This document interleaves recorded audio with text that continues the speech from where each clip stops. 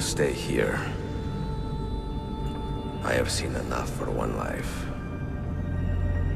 Assassin's Creed has been a massive franchise for quite a while now, and its earlier variations like the Assassin's Creed 2 trilogy and Black Flag have gotten a great deal of praise for its story, characters and gameplay. So what's so different from back then and now? Why have the games done poorly enough that the company itself is close to bankruptcy? Absolutely fascinating. What is it, Leonardo? What does it do? I could no more explain this than explain to you why the Earth goes around the sun. And why is the latest Assassin's Creed so controversial? Assassin's Creed was one of my favorite games growing up. I remember my father gave me the Xbox 360 for my birthday, and I didn't know anything about Assassin's Creed at the time, but he had seen that game and thought, hey, that game looks cool. I think my son would have fun playing this. Mind you, this is also the dad that bought a new computer for the family so he and I could play Turok. What can I say, I had an awesome dad. But either way, I started playing the game, and of course, I immediately got hooked. A game where you can go from point A to point B through parkour, then stealthily or combatively take out corrupt evil members of a secret society, and do all this by reliving the memories of your ancestors through the Sword Art Online machine that is the Animus. Yeah, sign me up. I was imagining myself using the Animus fighting battles as one of my ancestors, which would be Vikings since I am Scandinavian, especially when the protagonist from the future started to be able to do what assassins could do through muscle memory, which became imbued to his mind. I mean, come on, it was just the coolest thing ever. So why don't I feel the same with a new Assassin's Creed? You could say, I'm not a kid anymore, but does that mean that excitement of a cool game and the imagination, immersion, and possibilities it brings is unthinkable? I don't believe so. Maybe I grew out of these types of games and maybe my taste changed. To some degree, surely. But I think Assassin's Creed fundamentally forgot and even walked away from their core design. And that's why it doesn't feel as enjoyable as before. It could also be that there's only so much you can do with an IP before people get fatigued. But then again, we have something like Super Mario.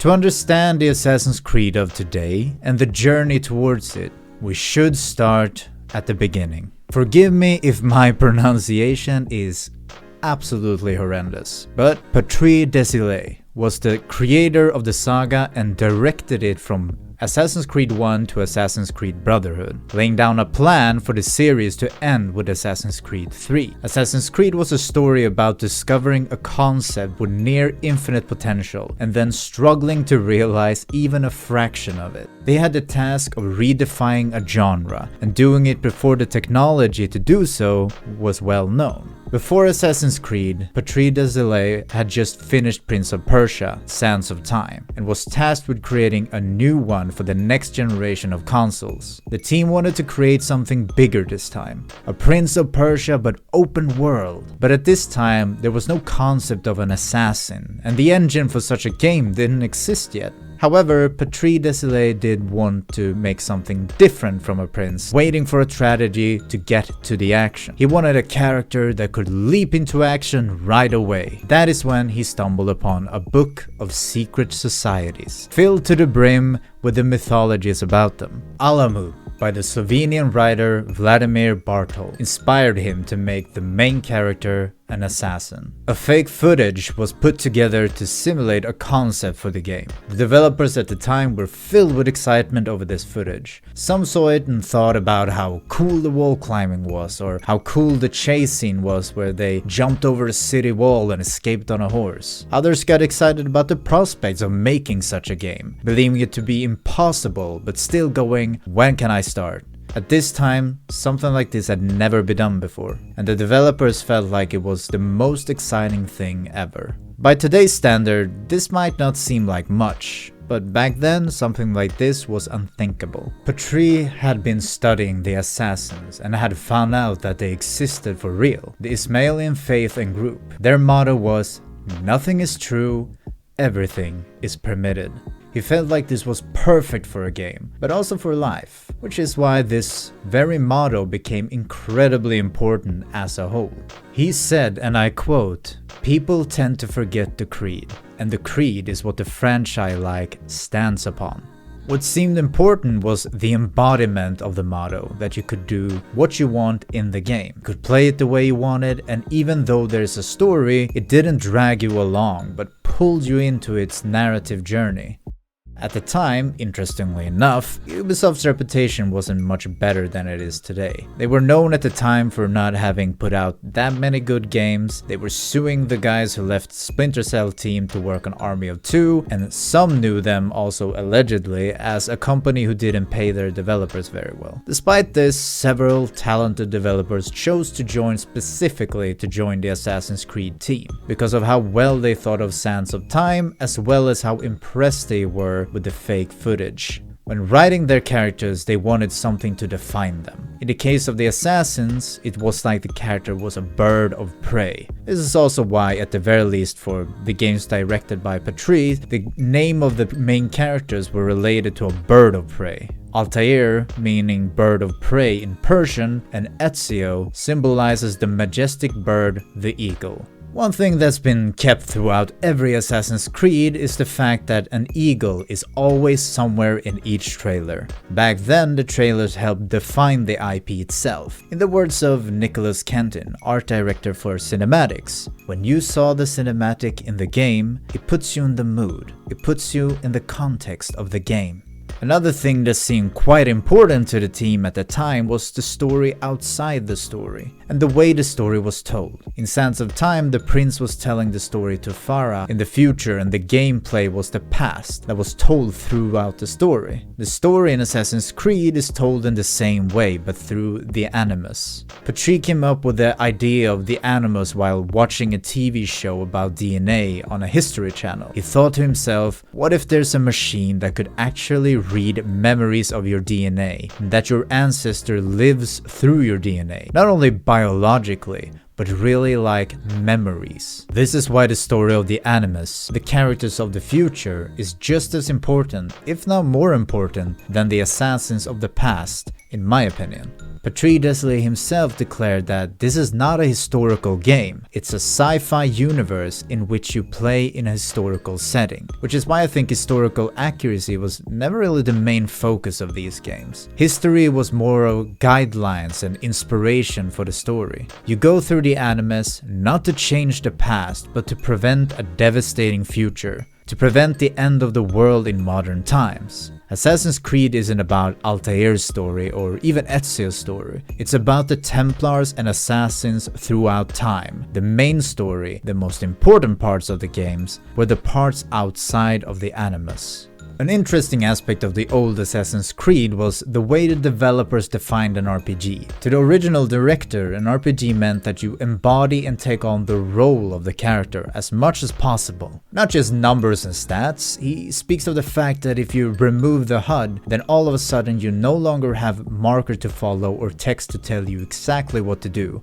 You would instead sit down on a bench and eavesdrop on a nearby conversation, finding out your target's next location. You weren't a player, you were Altair. This was of course before the HUD and cinematics were added, but it's cool that the game was still designed with no HUD in mind. This shows you that gaming and fun can be wider than just killing everyone. Although that is a lot of fun when playing games. It's also something very possible in Assassin's Creed. You decided whether to do it stealthily with finesse through information gathering or using brute force. After all, nothing is true, everything is permitted.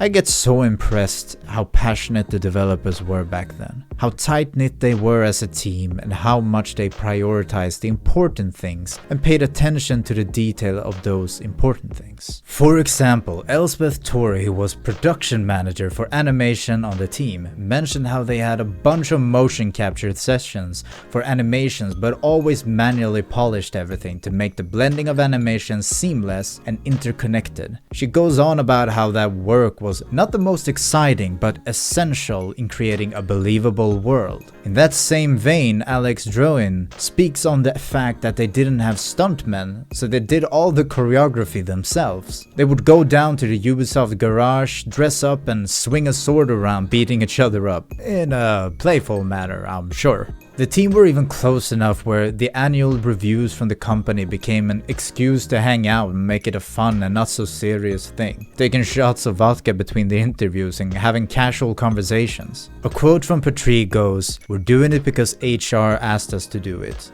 but we don't care." In the end, however, some were forced to leave and others left on their own. Some of the original team had some thoughts on the way Assassin's Creed developed. Personally, I would not have milked it on a yearly basis as a franchise, but I guess it works. It sort of felt like this strange paradox where you go and you create this thing which is completely unique, and then you start seeing, oh, they were going to make us do the same thing cookie cutter every year? And that's the reason why I left. Also, the team went from, I was employee number, I have a comic book here that says it, I'm employee number 32.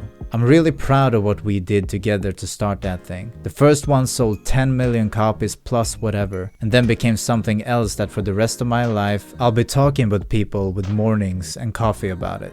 Assassin's Creed was said to have been Petrie Désilé's baby. He was said to have been very emotionally attached to it. His vision for what Assassin's Creed was going to be was the North Star of the project, and he had such a passionate vision for what he wanted to achieve. He wanted to end the story of Assassin's Creed with Assassin's Creed 3. But Ubisoft had other ideas. What I witnessed was that the personal part of the franchise was cast away, and the games became more and more generic and formulaic as a result. They even represented this in the games. They killed off Desmond, who was the main protagonist, and replaced him with the Abstergo research analyst nicknamed Noob, the modern-day protagonist of Assassin's Creed 4 Black Flag. This character is never seen or referred to by name. You go from Desmond Miles to something like Employee 32, taking away anything personal or contradicting towards their mold of creating future Assassin's Creed games. Very similar to how one of the old developers felt towards the company, like they were just a cog in the machine. The story of the modern times fell into disarray, where the concept of someone specific being needed for the Animus through their DNA was no longer required. Anyone can now experience Desmond's ancestral memories.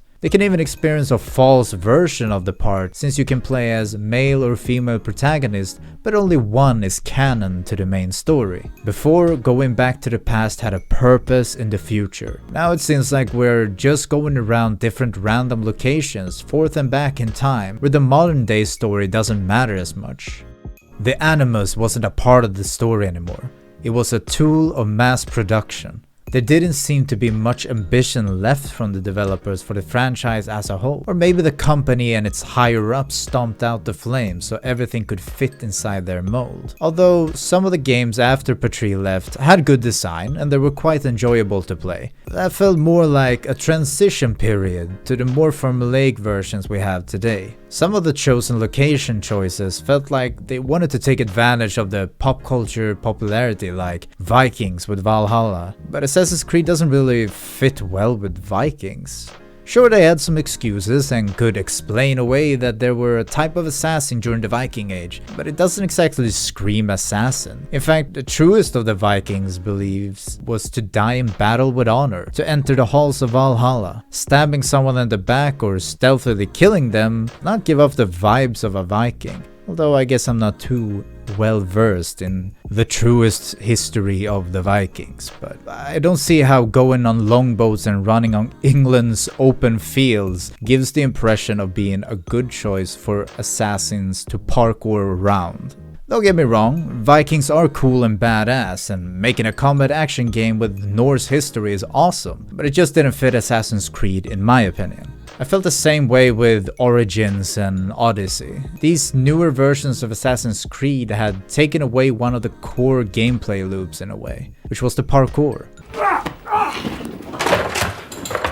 Parkour! The fun way of getting from point A to point B wasn't available in the same way anymore as the games became way too open. Even in Black Flag I was skeptical because the parkour element and being a pirate out at sea didn't really seem like a good fit, but in that case they made the sea combat so damn good in combination with the parkour between ships when boarding, so I was proven wrong on that one. But Black Flag was probably the last Assassin's Creed that I actually liked and enjoyed. The worst part of that game was being in the towns where you could barely enjoy the parkour. The main part was the seafaring, and I'm glad they did that phenomenally. This makes me wonder though how Skull and Bones ended the way it did. Assassin's Creed had become what Ubisoft, the company, wanted and had fired the original creator for. A formulaic and generic template, where each time the next game is being made, they put the clay into the mold, add in a different color, and call it a day. But the material and the form would always remain pretty much the same. What carries this way of making games is either having amazing storytelling that pulls the player in or incredibly fun and cool core gameplay. Assassin's Creed didn't really fit into any of these for me anymore. Each game released was okay, nothing was genuinely awful, but at the same time nothing was above average either. Nothing is true, everything is permitted. This was the creed, the core of Assassin's Creed. This creed was the essence of the game's story, design, and development process.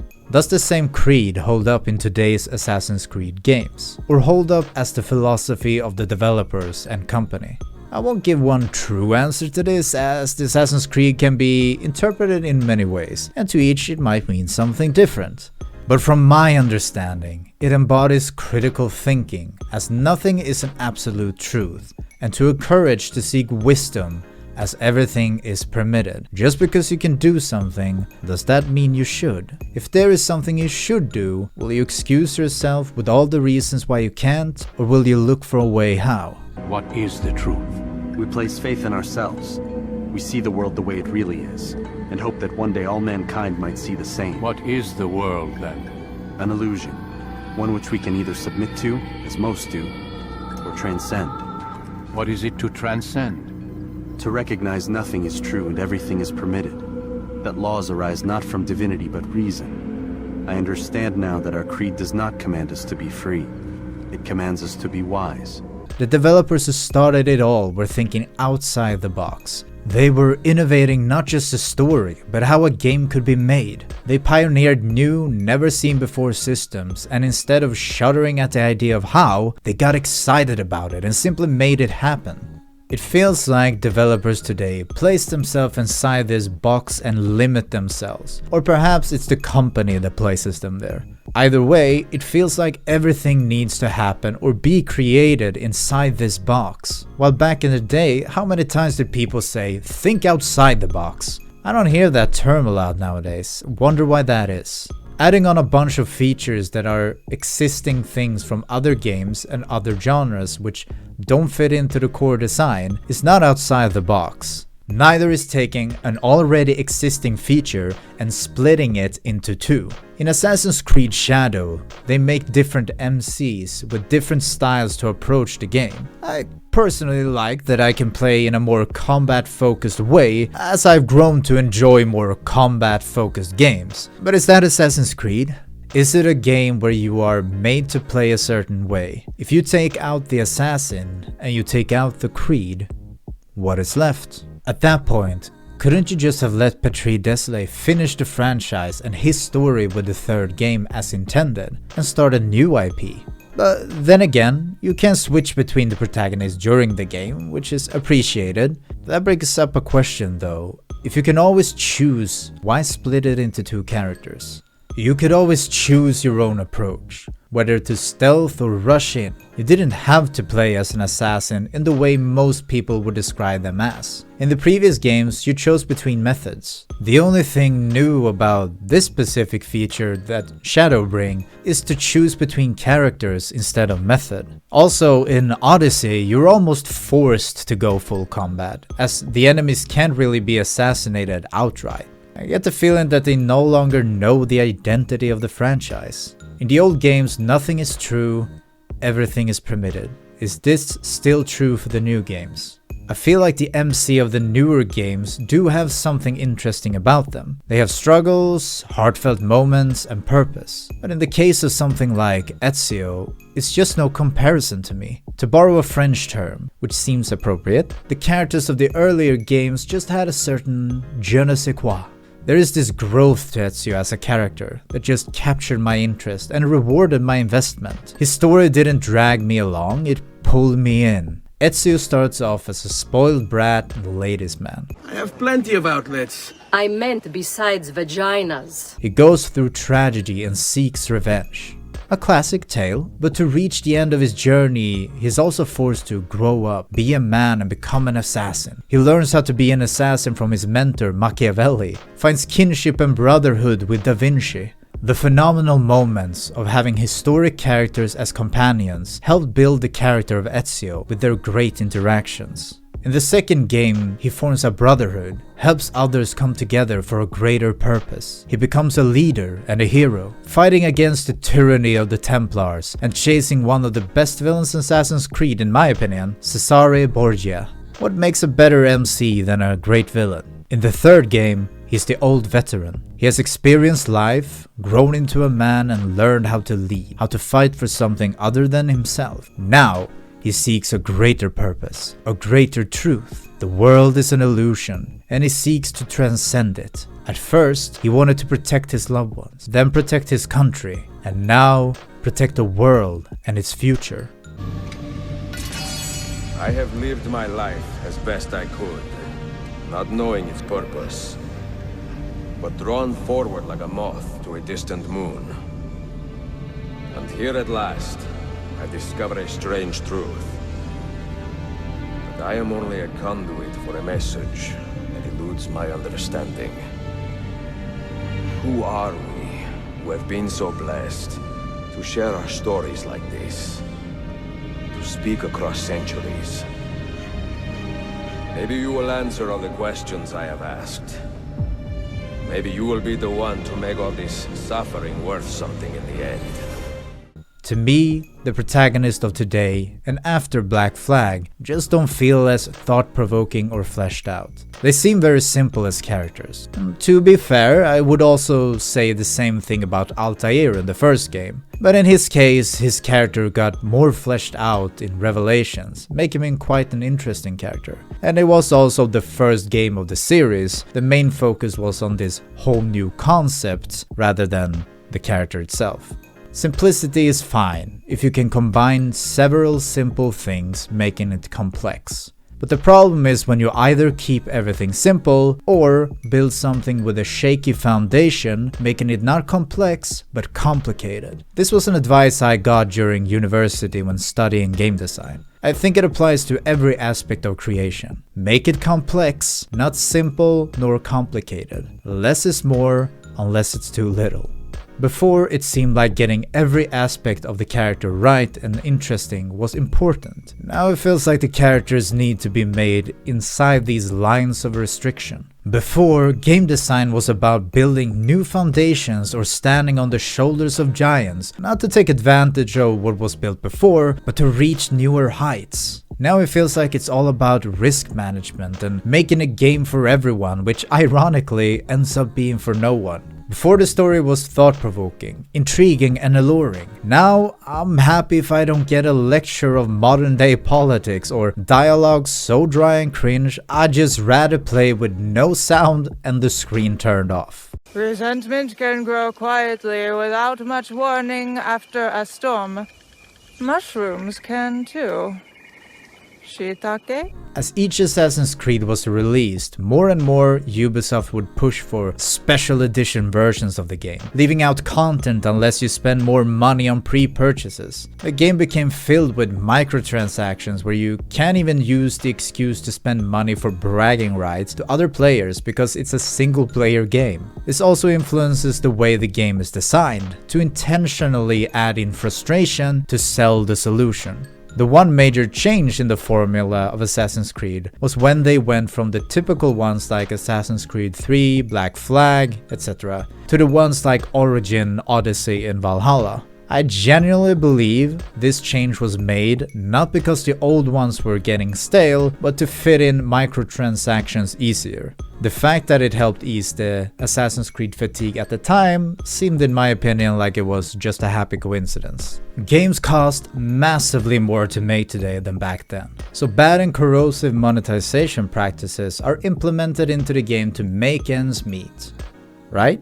So then, why are there so many successful indie games not even costing a fraction of these quadruple A games? They are also usually you buy it and that's it. The massive cost of making games is most likely not because making a game is expensive inherently. It is more likely that, just like most governments, the money doesn't go to the right places. It's also because a lot of companies seem to unfortunately think very short-sightedly. Which is ironic because they can surely think long term in the form of how long they can milk an IP for money, but not when it comes to how they make the game itself. Take Shadows as an example again. How much money did it cost to make the hideout decoration system?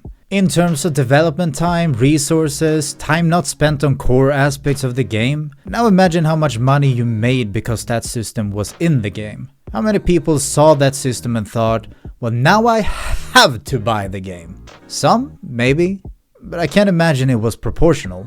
I also understand that not everything in a game should be developed with making money in mind. That's how we get microtransaction development. But you also have to consider the aspects of it being fun and cool enough to justify the cost of making it. Will enough players enjoy this? Making anything while working with a deadline requires prioritization. That is why when you make a game, you create a core loop before anything else mechanically. The game should function and be fun with the core loop alone, and everything involving this loop should be the main focus of production until finished. Afterwards, if you have the time, you can think about whether you can add other systems or polish, but again, it should, in my opinion, add on to and highlight the established core loop. You want to do a racing game? Core loop is being able to drive a car around a set path and first one to the goal wins. Have time to add something extra? Add in items you can pick up while driving that can be used against your opponent to slow them down. Still able to add more? How about level design shortcuts that are difficult to drive through, but if you're skilled enough and through high risk, high reward, you can greatly get ahead. This is just a very simplified version of this.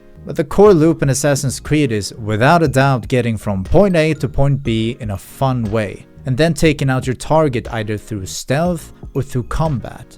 And sorry, but I don't see how decorating your hideout has anything to do with that core loop. I think players would appreciate it more if they went all in on making a stealth system never seen before, fun, interesting mechanics and tools for assassination, and impeccable parkour movements with cool and fitting level design. Rather than stretch themselves so thin on so many different mechanics and systems, it really doesn't do much for the game. Each system feels mediocre at best, not because necessarily lack of talent from the developers, but because of poor priority and management. More and more I believe that games, not just Assassin's Creed, are bloated with content that is not fun, fitting, or necessary for the core gameplay. That is why the cost is so high. And not only games themselves, but the companies are filled with bloat too. Not that I would want people to lose their jobs, but the reason why AAA and quadruple A now, I guess, have worse quality games than a company of 20 to 50 employees is because there's too many cooks in the kitchen. 2 hours later. When Assassin's Creed team reached 190 employees, many of the original teams thought that was an insane number.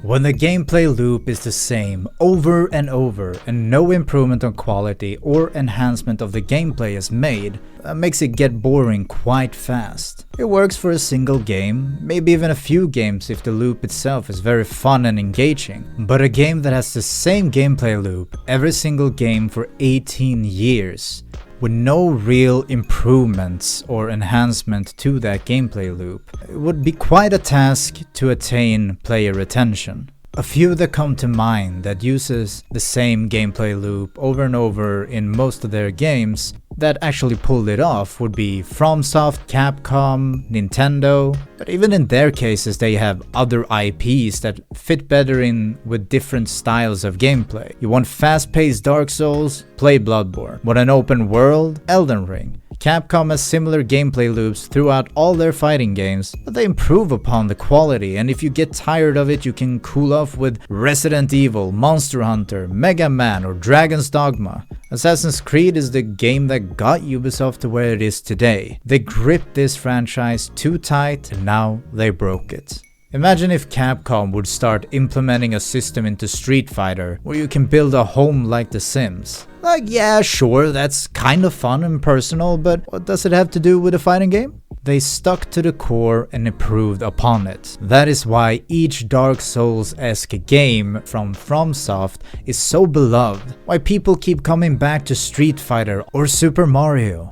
The core, the essence, the soul stays the same in those game franchises, but they innovate, they improve, and they add on systems that highlight the core of the gameplay. Now, originally I was gonna make this video without going into this, but honestly I feel like I kinda have to. Assassin's Creed Shadows has been vastly controversial. Probably mostly because it was made into a battlefield of a culture war that has been on the rise the last few years. I do think that in this case Ubisoft kinda shot themselves in the foot with how they made their games and how they represented themselves online though. They made the games more and more about the identity of the main character and their location. Removing Desmond and the importance of the original anime storyline, as well as turning the games more formulaic, was a mistake in my mind. It caused each game to get watered down to Assassin's Creed but Egyptian, Assassin's Creed but Greek, Assassin's Creed but Scandinavian. Now with Shadows, people were expecting Assassin's Creed but Asian. I believe this is one of the bigger reasons people are so upset about Yasuke and why this game in general became a battlefield. Of course, a lot of people also feel fatigued when there is forced identity politics, as well as being called all kinds of ists and phobes for not liking a certain game. A majority of the people dislike games based on the gameplay or writing, and not for racist reasons. So being grouped up with people who are genuinely horrible makes them dislike the game even more.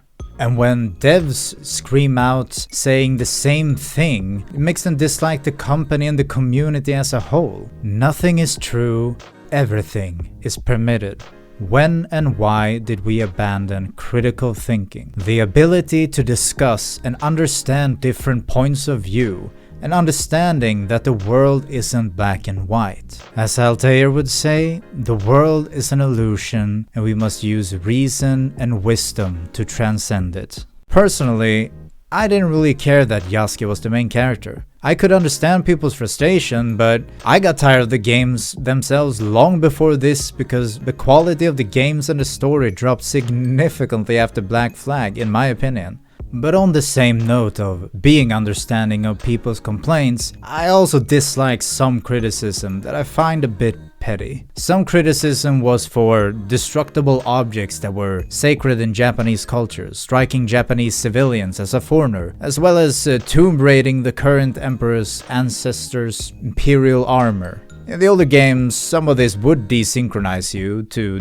reflect that it wasn't okay or that the main character didn't do such things. And although I can understand the complaint, feeling frustration that your culture is in a way being mocked or disrespected, I also think that even when making historical games, at least when it's historical fiction, it is in fact a game. Some decorum should always be practiced when dealing with a culture that is not your own, but I also dislike criticism that it's inexcusable that you can destroy certain objects or harm civilians in a game. I don't like the precedent that we should somehow regulate games in what we can and cannot do. If a game is disrespectful through its gameplay, by all means criticize it, ignore it or persuade people to not buy it, use freedom of speech and the marketplace of ideas. If a game is in any way actually criminal in what it depicts, then arrest and hold the company accountable, of course.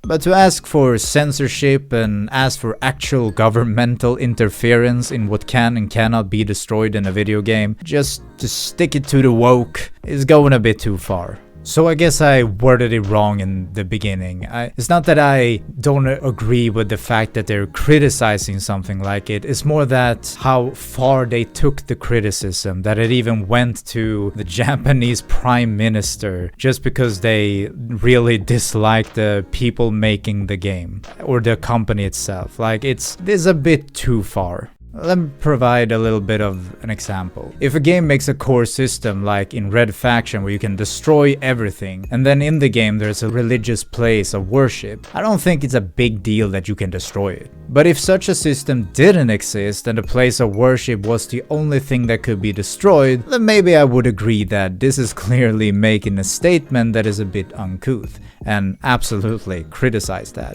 With all that said though, bro, you actually put in the game that you can desecrate a tomb of a direct ancestor to the current sitting emperor of Japan. Like, on a principle, I think you should be able to put that into a game, but ethically, man, I wouldn't. That's fucked up.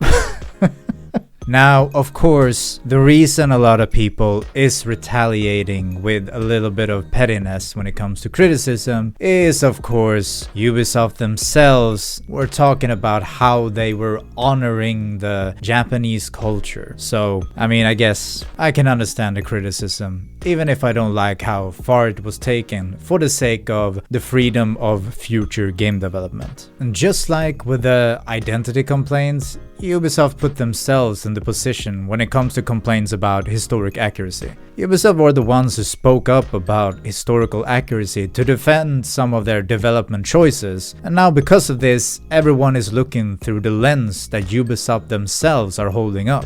I think criticizing historic accuracy is a bit silly in the case of Assassin's Creed, but Ubisoft themselves bragged about their historic accuracy, so now it's kind of fair game. Once again, I don't care too much about that personally, as Assassin's Creed has never really been about true historical accuracy. It's like Patrice Désilets said himself, it's a sci-fi game, where you get to experience the past of your ancestors to find a way to prevent the end of the world in the future. The world of Assassin's Creed is an illusion, because nothing is true, everything is permitted.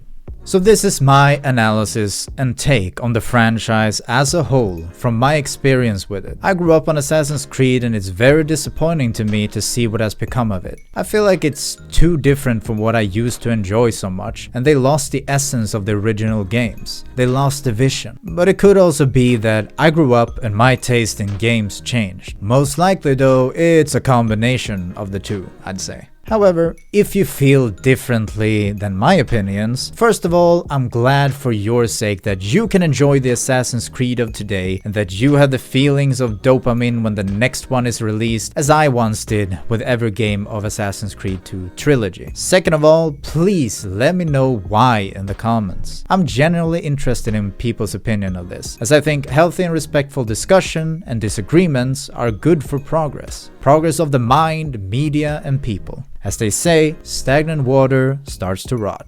If you thought the video was good, whether you agreed with it or not, please subscribe for more game analysis in the future, or perhaps you can enjoy some of my gameplay videos. And finally, whether Ubisoft is all wrong, all right, or somewhere in between, hopefully they can accept their own decisions and the consequences that follow, for good or ill. After all, To say that nothing is true is to realize that the foundations of society are fragile, and that we must be the shepherds of our own civilization.